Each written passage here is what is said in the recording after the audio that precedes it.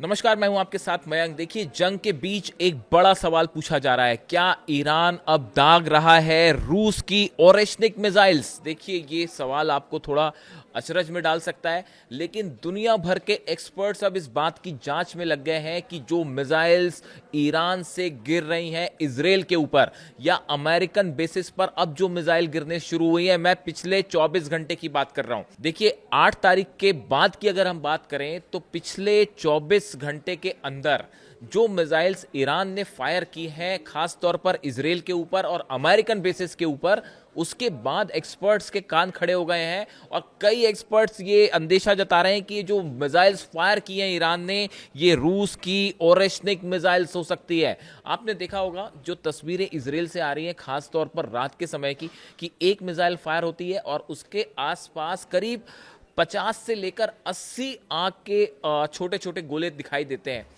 क्या ये वो टेक्नोलॉजी है? देखिए, एक तो खुर्रम शहर की हम बात करें, खुर्रम शहर 4 MIRV टेक्नोलॉजी उसमें ऑलरेडी है, जो कि क्लस्टर बॉम्ब्स, आप जिसको सुन रहे हैं क्लस्टर बॉम्ब्स हैं उसमें लगे हुए, यानी मल्टीपल वॉर हेड्स हैं। ये खुर्रम शहर 4 मिसाइल्स हैं जो फायर हो रही हैं, जो एक बार फायर होती है और उसके बाद मल्टीपल जो है टारगेट्स को वो हिट करती है। यानी एक मिसाइल फायर होती है और वो 80 ठिकानों को टारगेट करती है, और जो मेन मिसाइल है वो तो गिर ही रही है। लेकिन इसी के बीच कुछ एक्सपर्ट्स ने अब यह अंदेशा जताना शुरू कर दिया है कि ईरान ने एक नई तकनीक अपना ली है कि खुर्रम शहर 4 मिसाइल फायर की जा रही है और उसके बीच बीच में बड़े टारगेट्स पर एक दो ओरेशनिक मिसाइल्स भी फायर की जा रही हैं। जो मिसाइल्स का पैटर्न होता है हमले का, उसकी जो स्पीड होती है, जिस तरह से वो री एंट्री करती है और डिफेंस सिस्टम जिस तरह से फेल होता है, इसका एनालिसिस करके ये अंदाज लगाया जाता है कि मिसाइल कौन सी है। देखिए, ईरान के पास खूब सारे मिसाइल्स हैं। फतेह 2 का इस्तेमाल हो रहा है, सेजिल का इस्तेमाल हो रहा है, खुर्रम शहर 4 का इस्तेमाल हो रहा है। ये 3 मिसाइल्स ऐसी हैं जो अब ईरान ने इस्तेमाल करनी शुरू की है।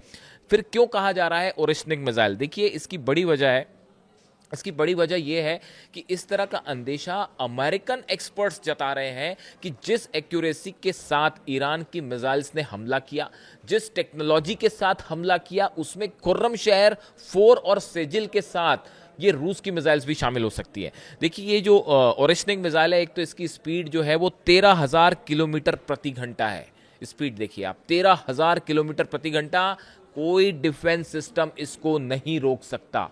देखिए, 4 थार्ड सिस्टम जो है अमेरिका के, जो कि मिसाइल रोकने का काम करते हैं, उन 4 डिफेंस सिस्टम के ऊपर मिसाइल्स गिरी हैं। आप समझ रहे हैं कितना बड़ा झटका है ये अमेरिका के लिए। बताया जा रहा है कि कुवैत में जो डिफेंस सिस्टम लगा था वो पूरी तरह से तबाह हो चुका है। जो रडार्स लगे थे कुवैत में वो पूरी तरह से तबाह हो चुके हैं। जॉर्डन में जो रडार्स लगे थे वो पूरी तरह से तबाह हो चुके हैं। और बहरीन के नेवल बेस का आपको हाल पता है। ऐसी जो हमने बीच में सुना था कि अल उदैद बेस पर जो बड़ा एक रडार था, डोम लगा हुआ था, नेविगेशन सिस्टम, वो भी तबाह हो गया। ये जिस एक्यूरेसी से हमले हुए हैं, इसमें अमेरिकन जो हैं एक्सपर्ट, वो ये अंदेशा जता रहे हैं कि इसमें ओरेशनिक मिसाइल्स भी हो सकती हैं। यानी जो अंदेशा पहले जताया जा रहा था कि क्या रूस ने कुछ मिसाइल्स प्रोवाइड करी हैं, रूस का ये कहना, रूस की तरफ से बयान आया जब हमला हुआ ईरान पर, उसके बाद जो है रूस की तरफ से ये बयान आया कि हम किसी भी सूरत में अमेरिका और इजराइल को उनके मंसूबों में कामयाब नहीं होने देंगे। ये अपने आप में एक बड़ा सेंटेंस था। उसके बाद अमेरिका की तरफ से ये कहा गया कि जो लोकेशंस हैं जिस पे हमले कर रहा है ईरान, उसकी एग्जैक्ट लोकेशन और नेविगेशन प्रोवाइड करने का काम रशिया कर रहा है। ये दूसरा बहुत बड़ा एलिगेशन था, जिसको हालांकि रूस ने नकारा। लेकिन अमेरिका का ये कहना कि हमारे जो बेसिस उड़ रहे हैं, बार बार जो हमारे बेसिस पर हमला हो रहा है, वो रूस की मदद से ईरान हमले कर रहा है। यानी कम से कम ईरान ने अमेरिका ने ये तो जरूर मान लिया है कि उनके बेसिस पर बड़े जबरदस्त जो है वो हमले हुए हैं। इसके अलावा देखिए, जो इस ओरेशनिक मिसाइल की खास बात है, यह multiple independently targetable re-entry vehicle यानी MIRV तकनीक का उपयोग करती है, जिसका अर्थ यह है कि एक ही बार में कई इंडिपेंडेंट लक्ष्यों को यह निशाना बना सकती है। यानी एक मिसाइल फायर होगी तेल अवीव में, वो एक जो है मोसाद के हेडक्वार्टर पर भी गिर सकती है, दूसरी इजरायली सेना के हेडक्वार्टर पर गिर सकती है, तीसरी कहीं जो है उसकी ऑयल रिफाइनरी पर गिर सकती है, कहीं जो है इलेक्ट्रिसिटी स्टेशन पर गिर सकती है। यानी एक मिसाइल से मल्टीपल टारगेट्स जो है वो हिट हो सकते हैं। इसके अलावा एक बार पुतिन ने ये बात कही थी, शायद जहां तक मैं याद कर पा रहा हूं, कि इसका जो टेम्परेचर है वो 4000 डिग्री सेल्सियस तक जा सकता है। यानी जब ये मिसाइल गिर रही है 4000 डिग्री सेल्सियस का तापमान ये पैदा कर सकती है, यानी आसपास जो कुछ होगा सब जल के खाक हो जाएगा। इसके अलावा एक और खास बात है कि दुनिया का कोई भी डिफेंस सिस्टम, आयरन डोम तो आप छोड़ दीजिए, थार्ड हो, पेट्रियट हो, डेविड स्लिंग हो, एरो हो, कोई भी डिफेंस सिस्टम इसको नहीं रोक सकता। यानी कि देखिए, आप जो पिछले 5 दिनों की अगर हम बात करें जंग के, आप 5वें दिन से अब तक काउंट कर लीजिए, आखिरी के 5 दिनों में जो मिसाइल्स फायर हुई हैं उसके सामने इजराइल का आयरन डोम पूरी तरह से फेल दिखाई दिया, पूरी तरह से फेल दिखाई दिया। बताया जा रहा है तेल अवीव में यह कह दिया गया है कि किसी भी तरह से जानकारी और तस्वीरें बाहर ना जाने पाए, और तेल अवीव में बताया जा रहा है कि इतनी जबरदस्त तबाही हुई है, यानी जो बंकर्स में लोग छुपे हैं वो मिसाइल्स बंकर फाड़ फाड़ के गिर रही हैं अंदर। और इसके अलावा जो है हॉस्पिटल्स भरे हुए हैं लोगों से, सड़कों पर कई जगह लाशें पड़ी हुई हैं। इस तरह की बातें हो रही हैं कि पूरा सिस्टम तेल अवीव का कोलैप्स हो चुका है। मैंने आपको पिछले वीडियो में बताया था कि नए सुप्रीम लीडर के अनाउंसमेंट के बाद जो पहला हमला हुआ, वो पहला हमला तेल अवीव में इलेक्ट्रिसिटी पावर स्टेशन पर हुआ और पूरा तेल अवीव अंधेरे में डूब गया। इस तरह की खबरें आई। अब देखिए बीर शेबा, आप देखो बीर शेबा में जो हमले हुए हैं इसराइल के, वो क्लस्टर मिसाइल से हमले हुए हैं, जिसमें ये कहा जा रहा है कि बड़ी सफाई के साथ, देखिए ईरान कभी नहीं चाहेगा कि ये बात सामने आए कि उसके पास ओरेशनिक मिसाइल रशिया की है या नहीं। यानी आप इस बात को समझने की कोशिश करिए कि खुर्रम शहर 4 मिसाइल फायर हुई, वो भी MIRV टेक्नोलॉजी लेके चलती है, साथ में आपने ओरेशनिक भी फायर कर दी। यानी मान लीजिए 4 खुर्रम शहर फायर हुई, साथ में 2 आपने ओरेशनिक लगा दी। अब कैसे पता चलेगा कौन सी रशिया की मिसाइल्स हैं?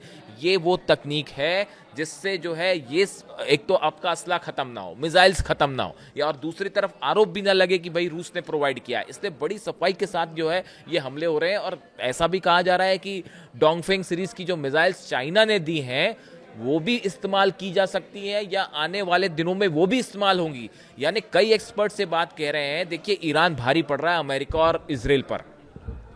तेहरान में ज़बरदस्त बमबारी हो रही है और ईरान का जो डिफेंस सिस्टम है वो काम नहीं कर पाया, जो कि चाइना से मिला हुआ था। S-400 को लेकर तमाम सवाल हैं। क्या S-400 नहीं था ईरान के पास, या S-400 की सिर्फ 1 या 2-3 यूनिट ही थी और जो कुछ नहीं कर पाई? क्या रूस ने डील को रोक दिया था बीच में? ऐसे तमाम सवाल हैं जिस पे जब कोई पुख्ता जानकारी आएगी उसके बाद मैं आपको एक क्लियर करूंगा कि S-400 डील का आखिर क्या हुआ। ईरान में S-400 पहुंचे थे या नहीं पहुंचे, और नहीं पहुंचे तो क्यों नहीं पहुंचे? देखिए एक बार मेरे से बार बार ये बात को लेकर सवाल हो रहा है, इसको लेकर मैं अपनी एक राय देना चाहूँगा। जो कई एक्सपर्ट्स भी इस तरह की बात कर रहे हैं कि आपने देखा होगा कि करीब कुछ महीने पहले की ये बात है कि इस तरह से खबरें आ रही थी कि ट्रंप ने कह दिया है कि हम अपनी टॉमहॉक मिसाइल्स यूक्रेन को देंगे। पुतिन ने इस पर सख्त आपत्ति जताई थी और कहा था कि अगर आप टॉमहॉक ऑफ मिसाइल्स दे दोगे तो ये वर्ल्ड वॉर की शुरुआत कर देगा। उसके बाद बड़े मिस्टीरियस तरीके से अमेरिका ने टॉमहॉक मिसाइल्स नहीं दी यूक्रेन को। क्या इस तरह की कोई बात हुई थी कि हम यूक्रेन को टॉमहॉक मिसाइल्स नहीं देंगे, बदले में आप S-400 ईरान को नहीं देंगे? ऐसा कुछ एक्सपर्ट्स अपनी राय जाहिर कर रहे हैं। मैं अभी इसको कंफर्म नहीं कर पा रहा हूँ। कंफर्म होगा तो मैं ज़रूर इस खबर पे आपको ज़रूर बताऊंगा कि S-400 का क्या हुआ, क्योंकि इस तरह की खबरें आ गई थी कि रूस के S-400 पहुंच रहे हैं ईरान, और पहुंच भी चुके हैं। इस तरह की भी खबरें थी जिसको सब एक्सपर्ट से मान के चल रहे थे कि खबर सही है, लेकिन हालात कुछ और निकले। इसकी इनसाइड स्टोरी हम अलग से बात करेंगे, लेकिन फिलहाल वीर शेवा में, तेल अवीव में, अशदोद में और हाइफा में जो ऑयल रिफाइनरी पे हमले हुए हैं, इनको लेकर भी ये कहा जा रहा है कि इसमें मल्टीपल मिसाइल्स अटैक के बीच बीच में ओरेशनिक का भी इस्तेमाल हो रहा है। अगर ऐसा है तो आप यकीन मानिए मिडिल ईस्ट में ईरान अब लंबी जंग करने को तैयार है, और शायद भारी भी पड़ेगा। और ये इजराइल और अमेरिका के लिए, ट्रंप और नेतन्याहू के लिए इससे बड़ा झटका नहीं हो सकता। एक तो उसकी खुद की मिसाइल्स अकेले दम पर जो है वो 12 देशों से जंग करने को तैयार है, झुकने को तैयार नहीं, और झुकना तो छोड़िए जबरदस्त नुकसान पहुंचा रहा है ना सिर्फ अरेबियन कंट्रीज को बल्कि इजराइल और अमेरिका को। 27 बेस पर हमले हो रहे हैं। ऐसे में ओरेशनिक का इस्तेमाल बड़ी चिंता की बात है डोनाल्ड ट्रंप और नेतन्याहू के लिए। इससे जुड़ा जो भी अपडेट होगा आप तक पहुंचाऊंगा। वीडियो कैसा लगा कमेंट करके बताइए। Thank you so much.